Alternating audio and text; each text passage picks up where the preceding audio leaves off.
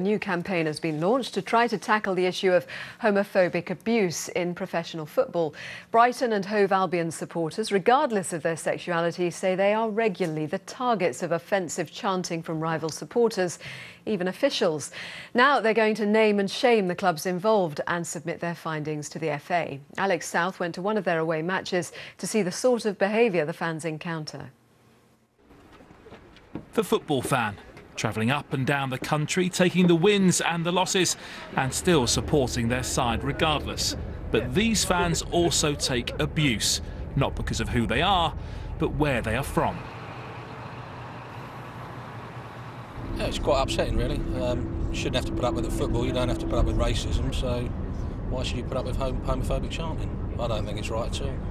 And the most annoying thing was at one particular ground, the away supporters were gesturing and the stewards were laughing with them and shaking their hands.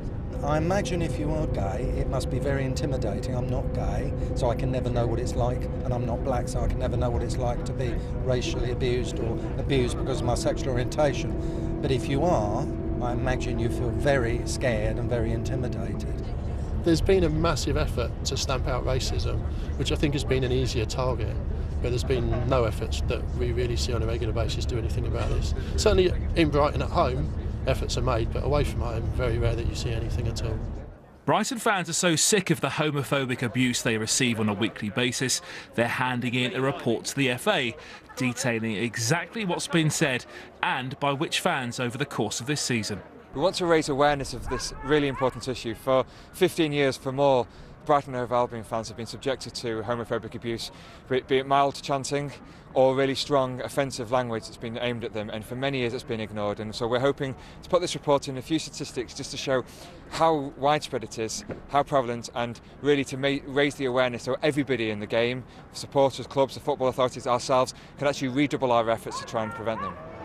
The game against Nottingham Forest was no different. Despite warnings from the club to their own fans about their behaviour, it took the supporters inside the City ground less than 7 minutes before the same ugly chant started up.